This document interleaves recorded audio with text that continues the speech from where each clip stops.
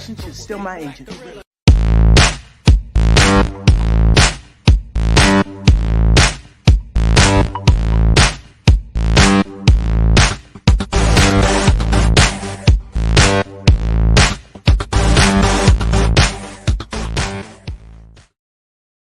Yeah, that's right. We are back. Back. Another week. Yes. Still number one team in the major leagues. Boys, welcome back to episode, what is this, 3, 4? What are we at? Episode 3 of Yank This, the premier Yankees show. Aaron Judge said it all in the intro. Show him the money. The man has been an absolute tear. It's sick. He's the last of the Mohicans, though. He's the only one standing right now. Ugh. It's Tommy's terrible. finally home, too. Yeah, Tommy's finally home. home. I would have lost that bet. You know, I figured Tommy was going to be like bowling and picking up his bowling. Picking bags up another, yep. I knew terrible. I was sure, so I wouldn't even have booked the bet. It would have been like cheating.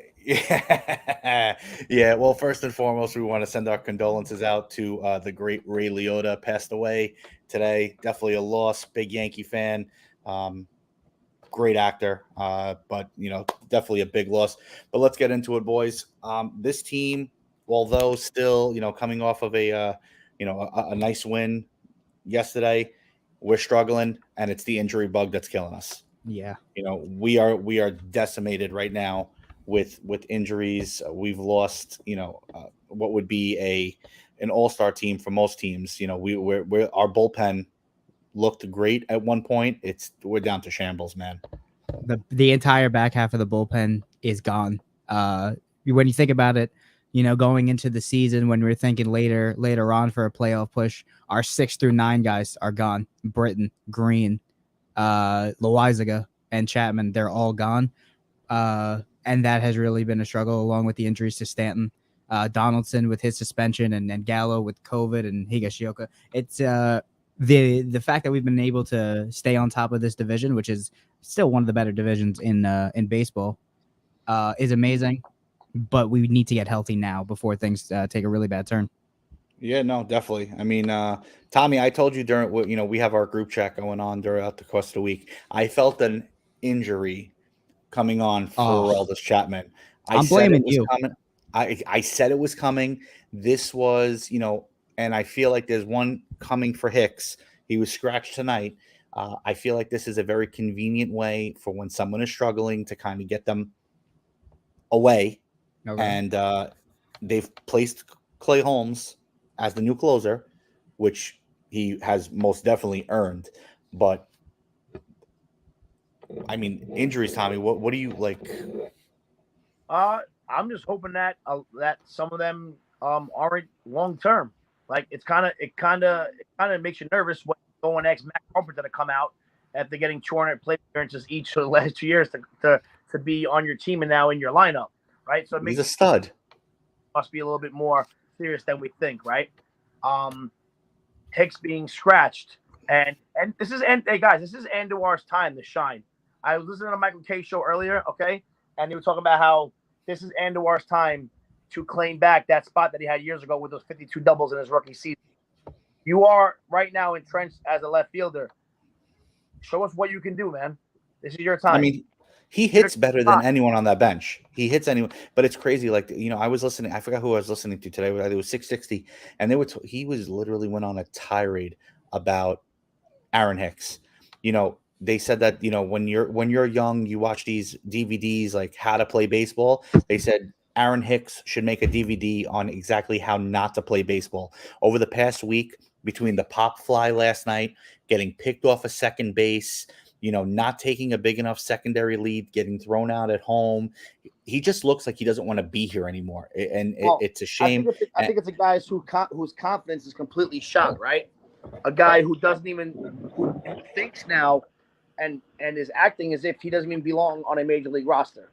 I think he's still a good player, but right now his head's not in it. And I don't know if it's because he thinks maybe a deal's coming that he might get moved or he's just going to get relegated to the bench. But it's bad, man. Like, you can't get picked off a second in that spot. Like, how about you shag a fly ball in the outfield? Like, you're running half-ass. I don't know, man. It just went, the guy's still getting on base like 380-something maybe or whatever it was. But I don't know, man. I mean, at least he's still drawing walks. But besides that, he's done nothing else. And I really thought he was starting to turn it around to your point, because like the last couple of games been hitting the ball. He's getting, he's still not, he's terrible in running and scoring position. And Chris, I know I had asked you Yeah, to see if I you could pull that up. It's find like for the last 10. it was like, but runners in scoring position, the Yankees have been atrocious the last week and a half. And Hicks is a huge testament to that. He's come up on numerous times, in spots where he should be really driving in the runs. Yet you have guys like Jose Trevino, who's not expected to be doing this stuff, and he's coming up with clutch hits, clutch performances, and it's that's really, it goes to show you where, like you said, he doesn't belong. And it was Race Marsh had mentioned me. He said move Hicks to LaGuardia. It was Ryan Tierney today on 660 Radio that was talking about that. It's crazy. Trevino's done really well, because you got to think going into the season without going to get a catcher in the offseason that Higashioka was going to be the everyday guy because he was Cole's guy. But at this point, I believe Higashioka is expendable. If we can get another even quality defensive backup catcher for Trevino, I think we could move. I think Higashioka is a good enough defensive catcher, but he just hasn't had it with the stick. Trevino's really shined there. That if we were to put Higashioka's name out there, I think we would be able to get some guys. And again, if we could package a guy like Hicks, I'm just looking for Hicks packages at this point. Get him off this team. I mean, listen, I can't agree with you.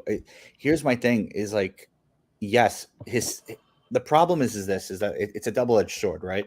Because right now we're winning these games 2-0, 3-0 because we're going against lesser opponents per se, but when it comes to the playoffs and you're facing teams like the Astros and the Angels and the Rays, like these teams are battle tested, and when you have a bottom half of the lineup,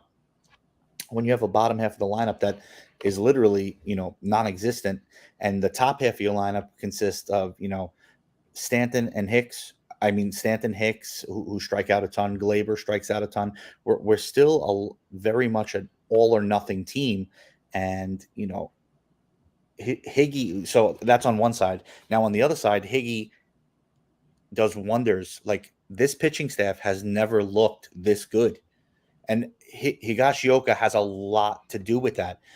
He has elite framing skills. Like, he calls a great game behind the plate. So I'm really willing to sacrifice the bat for the sake of the pitching staff, because as we've seen, pitching wins championships. Okay. And run and build off of other players. Like, and we're going to go through your trade in a little bit, Tommy, just go through other players, build around, I can't believe I'm going to say this. This is one place at one time. I envy the Mets, because if Aaron Hicks was on the Mets right now, Uncle Stevie would have just connoted him. Thanks for coming. I'll pay you. Go ahead. Bye-bye. When it comes to Higashioka, I definitely see where you're coming from in that sense. But when I think of something like this and a backup catcher role, I think of in a 7-game series when we have to play Houston, when we have to play Tampa, when we have to play the Angels. Do I even see Higashioka getting the playing time over Trevino in the lineup? And that's why I would try and move him. Because I don't think he'll get that starter job over him in a playoff series. No, and this is the thing, though. Like I believe I said it either episode 1 or episode 2.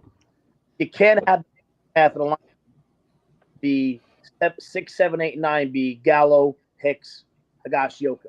Not come the postseason. You can get away with it as an 162-game season, but not when you're facing Verlander and the rest of those guys. You can't. And Shohei. Whoever else, you can't do it. And Hicks, to me, is the biggest problem. Biggest problem is Hicks. I don't care. Like Joe was saying, I'll give up offense from the catching position. That's fine. Call a great game. Our staff, it's clearly that our staff is loving the combination that we have at catcher, because they're all throwing great and calling a good game, and framing is the big part of it.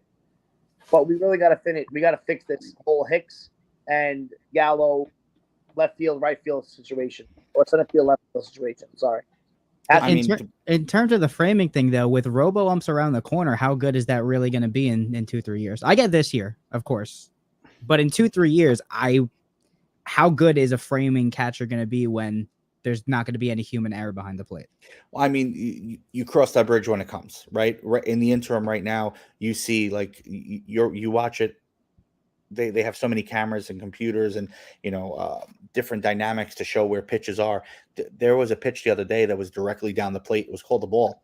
Like human error is still there. So yes, you still want that that catcher, excuse me, that's able to frame the pitches. And really, there was one instance, and I wish I could find the video, where the catcher legitimately set the umpire up. It was an outside pitch, right?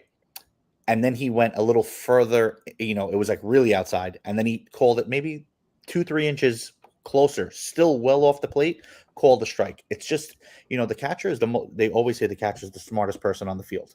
So it's because they have to know every aspect of the entire game. Because not only are they watching the runners, they're calling the game.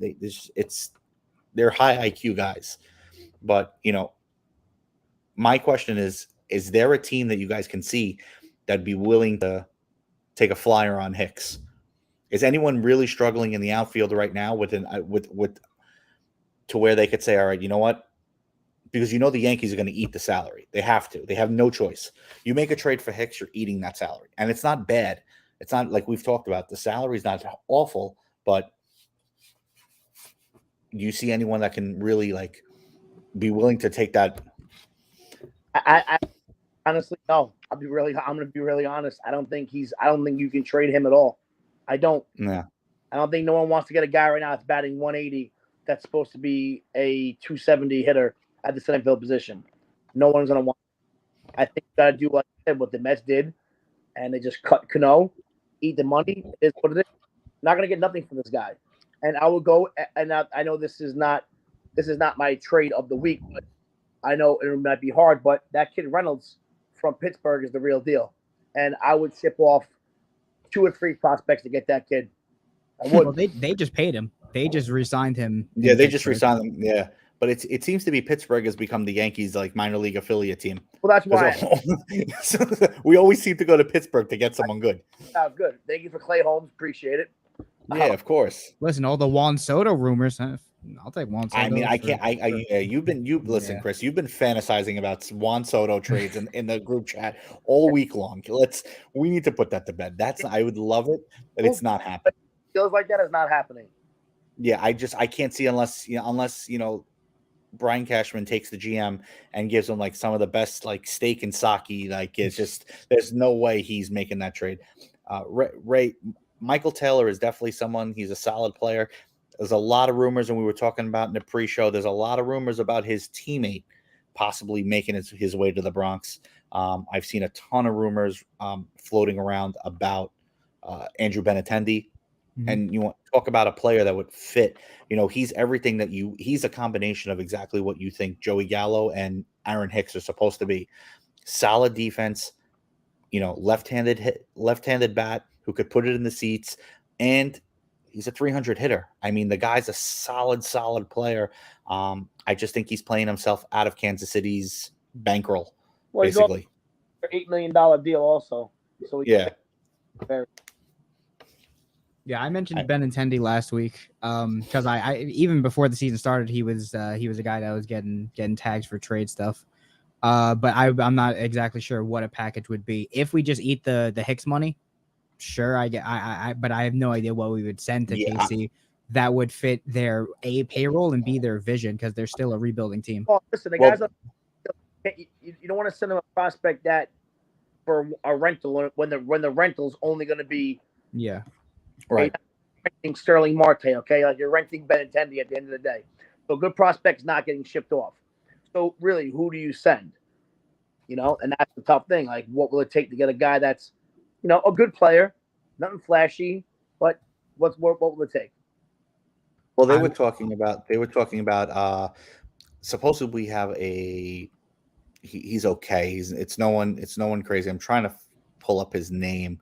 I think it was this guy. Apparently there's a Brandon Beck or something to that nature. Yeah, they said, right?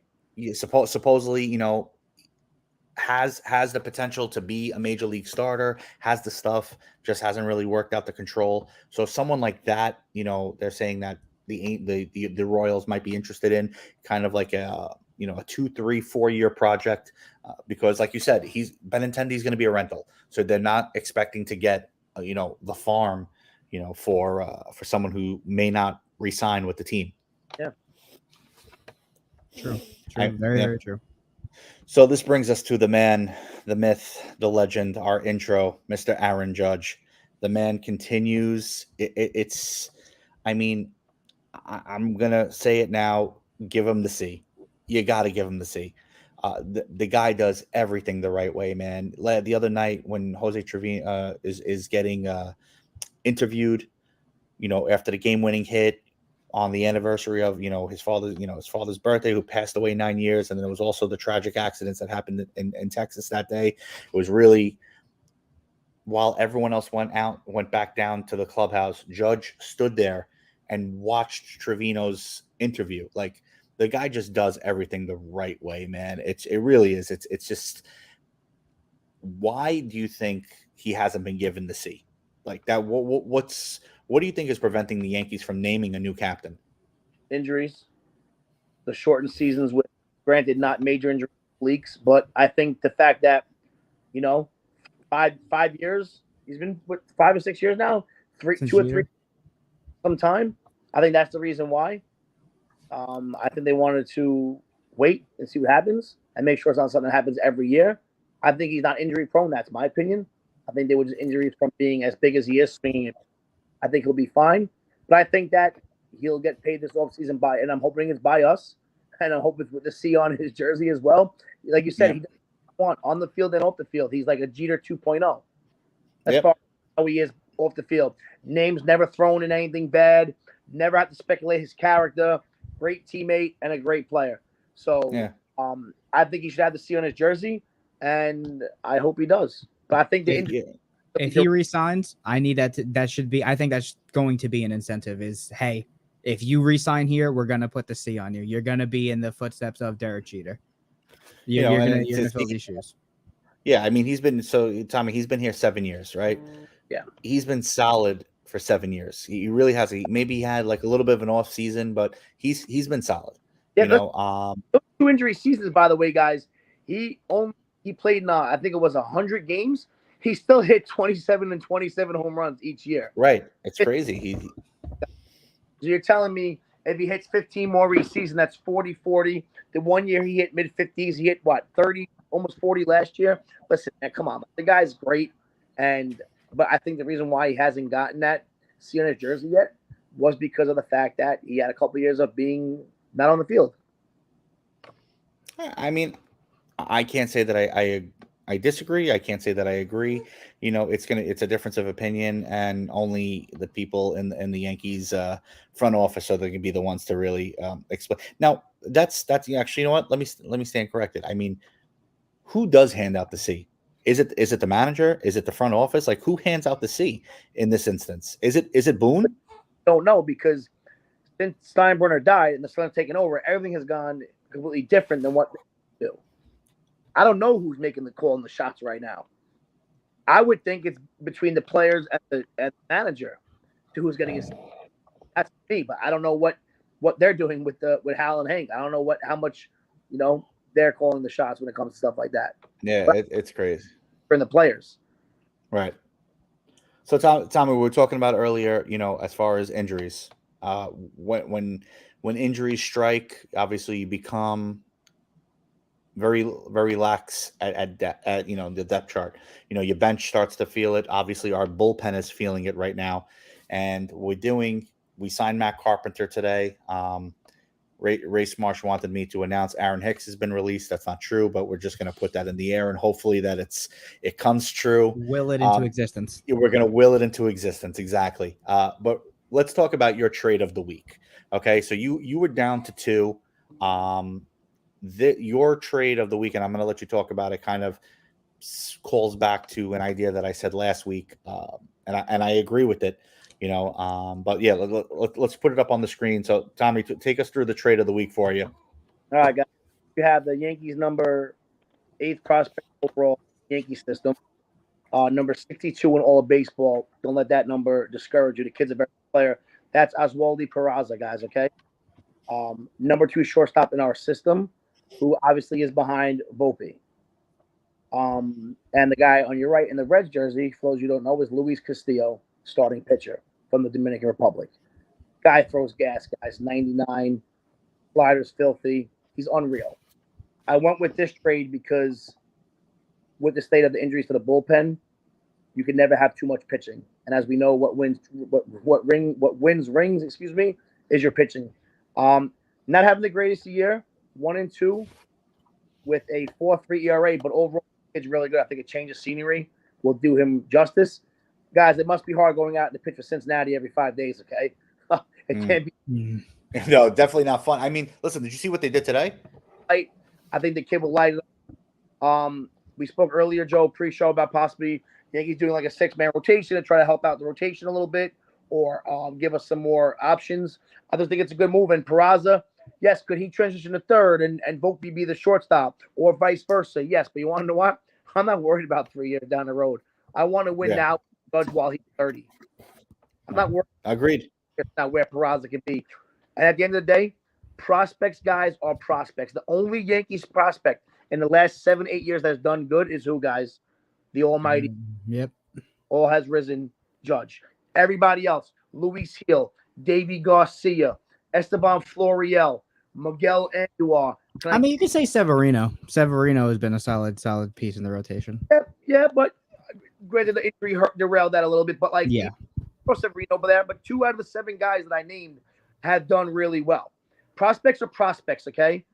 I want a guy that can come in now and make a big difference on our club. And I think trading for Castillo would be a big deal. And listen, you don't have to come. You don't. The reason why because I don't think anyone's taking Hicks.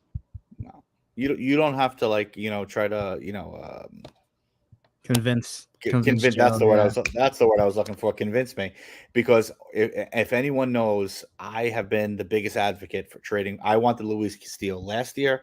I wanted Luis Castillo this year. The kid, like you said, he throws gas.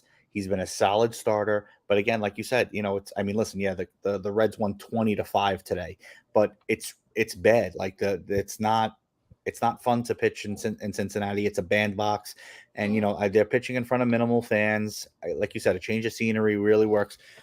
Speaking of a change of scenery, our producer in the background, always doing his homework, just let me know that a certain person is trending on Twitter right now, talking about Old Faithful himself. That's right, ladies and gentlemen. The king. The Jet. The Jet is trending on Twitter. He Boys. trends once a week. Listen. Oh my God. Yeah. I made the argument last week that if we just let Hicks go, Gardner's a guy that could, be a Tim an older Tim LeCastro. But he's a guy that'll give effort. He's a guy that I know will hit 240, 250. He could still run, and he's that engine. He's that fiery spirit that could really reinvigorate this bench. But I also understand he's 38 years old. But you know what it is? The one thing that he'll do that Hicks is not? He'll hustle. Yeah. Like Brett doesn't give up on plays. Brett, can Brett Gardner pitch? No, Brett Gardner cannot pitch. You're right. I'm completely in agreement with you. And I said it, and that's why I was in agreement with Tommy's trade. For me, I said it. We should switch because of the lack of bullpen right now. We should make it a 6-man rotation until we kind of get a little bit healthier. The only person obviously that would stay on the 5-man rotation would be Cole, because he is so anal about his routine. So you don't mess with him. He's been pitching really, really well. And even his in his last appearance, 8 innings, 11 strikeouts. He had the 5 runs and the 2-run shot to give up the lead. But yeah, if I'm getting 8 innings out of Garrett Cole, I'm a happy fan. No, absolutely. And we're gonna get into Chris. You're gonna debut your first Yank This Yankees power rankings in just a little bit. We're gonna get into that, which should be fun. But pitching right now is definitely something. I'm going to say the person that's. I always thought the Dodgers did it, and I hate this team, but I always thought the Dodgers had the right idea when the last few years when they had Urias coming out of the bullpen, or Trevor May, or was it Trevor May or Dustin May? Either Tommy is really good at being frozen, or we're having a serious staring contest. Dude, you didn't blink. Dude, you didn't blink for 3 minutes. I'm soaking it only. My eyes are hurting me from my contacts. I'm about going to take a. I was like, I'm sitting there. I'm like, I'm waiting for him to move, and I'm like, I think he's frozen. And then you moved. That was like, you should enter a mannequin contest, bro. You would win hands down. I have a 10-year-old. The shit out of me. The death stare, dude. I was like this. I was like, God, he's staring a hole into my heart and from through the computer right now. Yeah, I mean, I think someone that right now and. One of our again our producer Jeff is a huge fan. You know, he's don't let Jeff fool you. He is secretly like a closet Yankee fan. I want everyone to understand that. He in our chat, he constantly roots for the Yankees. He says how much of a great team they are. And he bowling UBA match. He woke up to me and said, "Yo, Tom, man, listen. I'm with the wrong New York team." Yeah, it's just what he does. He celebrated the Yankees being the first to 30 wins. You know, he had a whole post about it. Yeah, it was great. He's a super big Mets fan. He loves the trolls. Anyway, he's a big fan of Clark Schmidt. I think that Clark Schmidt is going to be a huge piece this next month. Yeah, another solid kid. Yep. Hasn't found his way into the rotation, but I think that he has a place in the bullpen. I really do. I think in that long relief role, he's done really, really well. Well, sitting is king, right? Couldn't crack the rotation, and now look at him. Yeah, it's crazy. Sometimes, you know what? Sometimes it's that's what it takes, man. Sometimes that's what it takes. It's just you may not fit in one place, but the good players. Listen, Nestor Cortez is the perfect example. He ran the mill through teams before he finally settled back with the Yankees, and you could all see what he's doing now, but it's crazy. All right, let's pay some bills, boys. Let's pay some bills. You got to make sure you go to firedupsportsapparel.net to make sure you get all of your Yankees as well as sports memorabilia. We have some great stuff, and also just a big announcement. We are going to announce it here on Yank This. It's www.firedupsportsapparel.com, but www.firedupsports.net is getting a remake. We have redone the website. It looks pretty good, if I say so myself. It will be going live this weekend, just in time for Memorial Day and for the big Yankees Rays series. So make sure you check that out and make sure you get all of your memorabilia. Yank This merchandise will be coming out soon. I hope to see you boys in a t-shirt or two. Yes, sir. But let's get into it. Chris, you are now going to debut your first ever. So this is going to be a weekly thing, I'm assuming, correct, Chris? Oh yeah. I'm gonna try and update this every week, as much as I can, trying to keep up with everybody and what they're doing. So yeah, if you want to throw up the picture, there it is. I feel like the top three pretty self-explanatory. You got the front runner for MVP, Aaron Judge. We talked about him enough, but I will never stop talking about him. Nestor Cortez, as you just mentioned, we see what he's doing. I believe he lost his ERA lead, but he's still the crazy just resurgence that he's had since coming back to New York. And Clay Holmes, the guy that has won this starting position. It's not the closing position for this team. Has played absolutely outstanding. He's 4-0. He's 5 of 5 on save opportunities. He's got a less than 0.5 ERA. So the top three I feel like is pretty self-explanatory. Number 4, Giancarlo Stanton.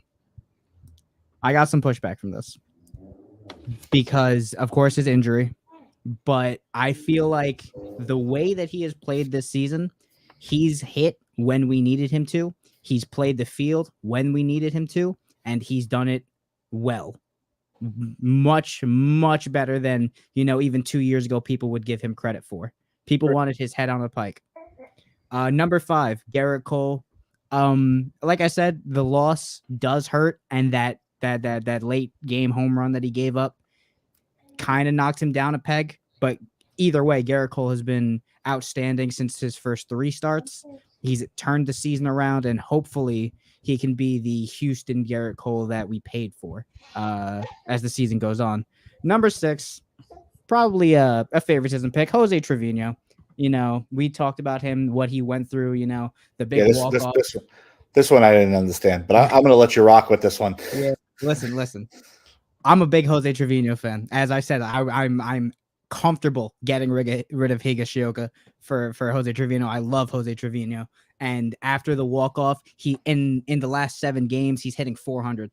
He's done exactly what we needed him to with Higashioka being out with COVID.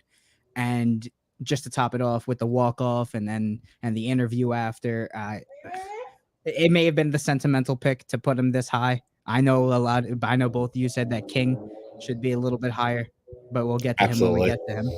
Number 7, Anthony Rizzo. We talked about him week 1. We thought that this guy was the consolation prize. Oh, we want Freddie Freeman, Matt Olson. Rizzo's cool, but did we really want? Anthony Rizzo has played outstanding both defensively and with the stick this year. And I feel like he has, again, another guy that hits when it matters. When we need that first inning, just come out of the gates hot. Anthony Rizzo's hitting a double. He's knocking in Judge. He's hitting a home run. He's doing exactly what he needs to do. Number 8, Gleyber Torres, another guy that we wrote off in the offseason. And I feel like watching the games, the stat sheet doesn't say how well Gleyber Torres is playing. When last year, Gleyber Torres would come up to bat, this is an easy out. Now I want the stick in his hands more than a lot of people on this team when it comes to the 9th inning. I love him as that pinch hitting opportunity type guy when, you don't trust Higashioka with the stick. Hey, put in Torres and then just sub in Trevino. I feel like Torres is really fit into that role really well. And again, defensively, he just looks like a different guy at second base this year. Number 9, Michael King came out of the gates absolutely hot. His last 2 games, however, not so much. Only an inning and 2/3 of work, 5 runs, 7 hits. He is a guy that I still do believe in, and I think he's going to be the guy that's going to eat up a lot of innings with all the injuries we have. But I feel like the last couple of games has knocked him down a peg. And again, if you guys want him top 5, I don't know who you knock out, maybe Stanton, I guess. But I feel like Michael King can definitely play up to that. Recently, I have to go by what's right now, how these guys are playing for the power rankings. Right now, I would have these 8 guys above him. And number 10, DJ LeMahieu, another guy, just went out with injury, the wrist injury. He actually has been struggling. He's one of his last 13 before the injury, but we don't know how serious the injury was beforehand. But we all know what the one hit was. It was the grand slam that ended up clinching the game a few nights ago. And, of course, he's a guy that from the beginning of the season I've touted as I want this guy in the lineup every day, first, second, third, short, DH if you need him. I want this guy in the lineup, and I think he definitely has earned the spot in the top 10 as of right now. All right. So let's discuss this a little bit, right? I think we're all safe to say 1, 2, 3. Locked. We're all in agreement, right? You want to flip flop, 2 and 3. Whatever. Michael King, I don't agree. I know that they were discussing top 5. I don't agree with that. Just because I don't put him over. I don't put him over Cole. Stanton, a lot of people don't realize that Stanton's hitting almost 300. Yeah. Okay, guys, that he has a lot to do. Giancarlo Stanton has just as much to do with Aaron Judge right now as Aaron Judge does. Because if Stanton isn't hitting at a 300 pace, Judge isn't seeing as many pitches as he is. You got Rizzo there as well. Rizzo has become the master of that little blue pit into left field. Yep. Like off the end of the bat. He's really mastered that. I still to this day, as a baseball, I listen. I'm no professional athlete. I played when I was younger. I've coached. For the life of me, I don't understand when you have a shift against you and everyone is on the first base side of second base. Bunt to the fucking third base. You could spit the ball to third base and you'll have a double. Like I don't understand it. All it takes is you to slap that ball down the left field line once, and you watch how fast that shift starts to come back. I'll never understand it. But it's that's why I'm sitting here analyzing it as opposed to playing it. Right. But, so I mean, Tommy, we're like with the top 10. The top 10. Any switches on your? I think Stanton's right where he should be. I mean, there was games when, besides Judge being phenomenal, there was no one else hitting besides Stanton and Judge. That was it. So, absolutely. Watching Michael K's show today, they said that if this was a playoff game, Stanton would be playing, but they don't want it to leak out and lead into anything bigger. So he's on there for right now. No problem. I mean, be fine. No reason. Listen, at the end of the day, guys, we joke around, but obviously they're playing sports. They need rest days, right? And you're not going to push. You know that he's already fragile. I mean, it seems to be playing in the field has unfragilized him. I'm going to make that a word, okay? Unfragilized him, okay? We're going to roll with it, okay? But so his muscles are moving more. He's not sitting there cold. It's not sitting there cold, so it lessens the chance of injury.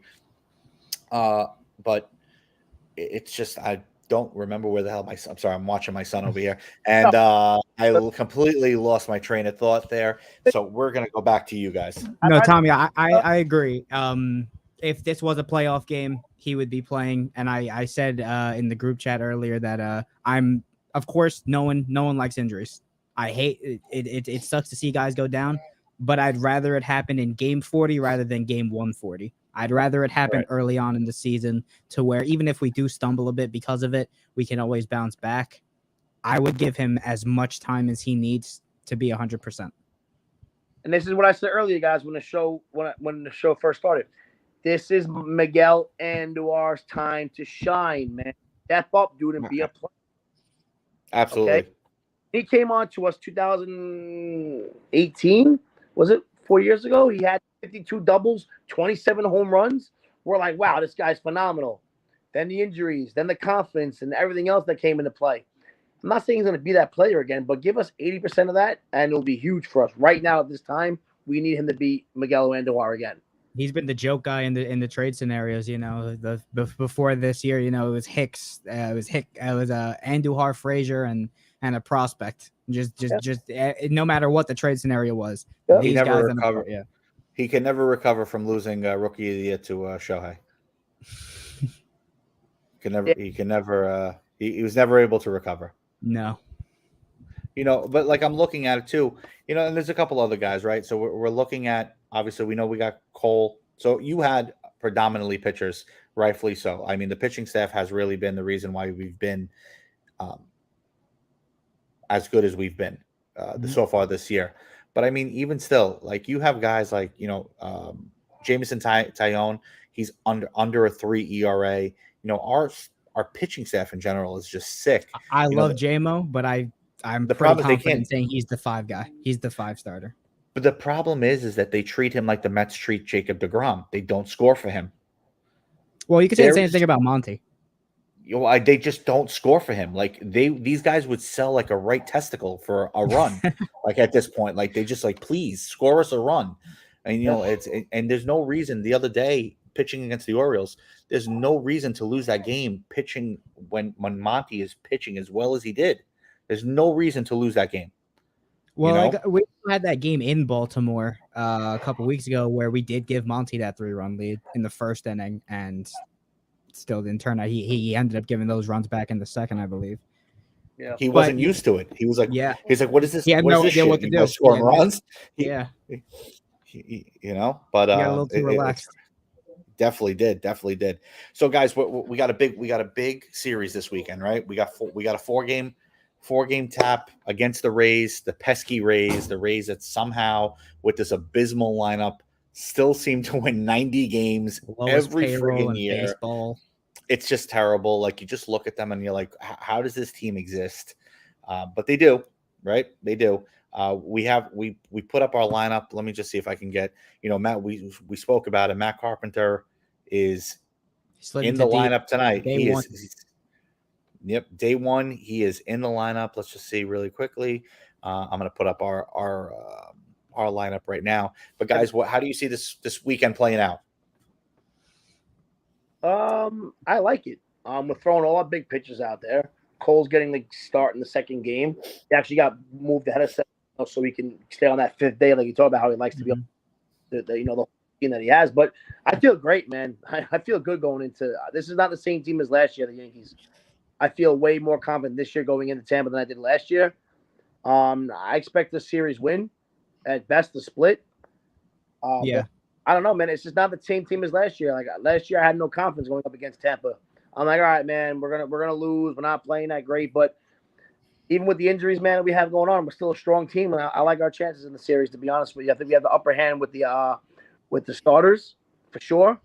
Bullpen taking a hit, but we still got a better bullpen even, and offense is like maybe even right now because they got some good bats down there. Yeah, no, definitely do. I mean, this is our starting lineup tonight. Judge, Rizzo, Torres, Andujar, Gallo, Kiner Falefa, Trevino, Matt Carpenter, and then Marwin. Not exactly the you know, if I'm Nestor Cortez, I'm like, what the F? Trust in Nestor. Like they're listen, Nasty Nestor is going to be due for a bad game soon. It's got to come. When you compare the two squads, I don't really count besides Shane McClanahan. I don't count any other pitcher on the Rays as a starting pitcher. They're all openers. Yep. That team is one start pitcher and the rest now. Especially without Glass now. Yeah. And Ryan Yarbrough is cool. I like Ryan Yarbrough, but that lineup is annoying. You got Rosarena, who is having a really bad season. He really has not looked the same since that World Series run. But he's still a speedster and he's still pretty solid defensively. You got Wander Franco, the fucking Wonderkeen. He's gonna be a problem for 10 years in Tampa. Yandy Diaz, Kevin Kiermaier is still a Gold Glover in center field. Absolutely. Yeah. So they have I will make a prediction.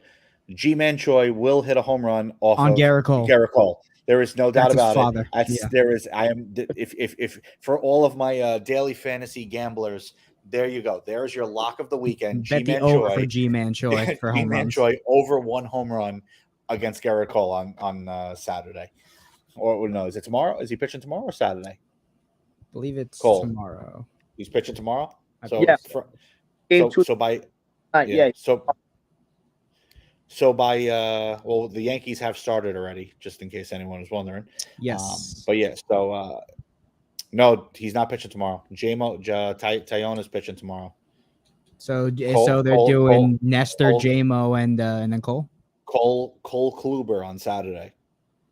Okay. Former Yankee Corey Kluber. Yes, yeah, he'll probably throw a no-hitter against us. He's random no-hitter he threw last year. Just that random no-hitter. Yeah, and then he died. And then he fell off the face of the earth. Then he got hurt, and then he was out. And then he was nowhere to be seen. Yeah.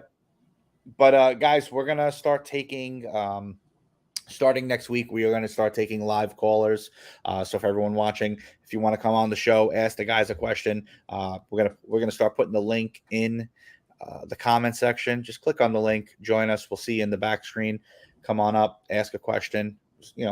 Trying to be family friendly here, as well as fan friendly, and always make sure that we get as many eyes on us as we can. Gentlemen, as always, it is another fantastic show. We're going to Tommy's gonna find a couple more players to trade next week. Yeah, I'm gonna not named Aaron Hicks. I'm gonna dig a lot deeper into that because I can't keep doing what the guys that we have out there. It's gonna eventually catch up to us. Give me a Juan Soto package, Tommy. Chris, but yeah, Chris might faint on live television if you posted a Juan Soto for Aaron Hicks trade. That's what he wants. Andujar and German make the deal. Next week, trade is not going to involve Juan Soto. Yeah, Chris's like fantasy trade is going to be like Aaron Hicks, Kyle Higashioka, Marlon Gonzalez, and 3 bags of peanuts for Juan Soto and Patrick Corbin. Make it happen. Yeah, Yeah, sure. we need absolutely. another starter. Yeah, throw Patrick Corbin in there. We're gonna throw Patrick Corbin in with his $900 million contract. And rotation. Yeah. So next week, guys, we are going to discuss a bunch of stuff. We're going to go through. Obviously, we're going to go run through the mill of Yankees, but I do want to start discussing future free agents. We're going to start talking about who our future On free our agents team? are. Well, both. We're going to look at both our team as well as people that fit our squad. People that we could start targeting, even trade targets, stuff like that. We want to get into that because obviously August 2nd is right around the corner. Mhm. I know it sounds crazy, but this year we're in June already. Halfway through. We're already halfway through, and we're definitely going to have to start making a couple of moves. But we're going to do that all next week, live on Yank This, only on the Fired Up Sports Network. For myself, Tommy, Chris, and our fantastic Yankee fan producer, Jeff, we bid you adieu and thank you all, and we will see you next week. Peace out, guys. All right, Have a guys. good night. Be well.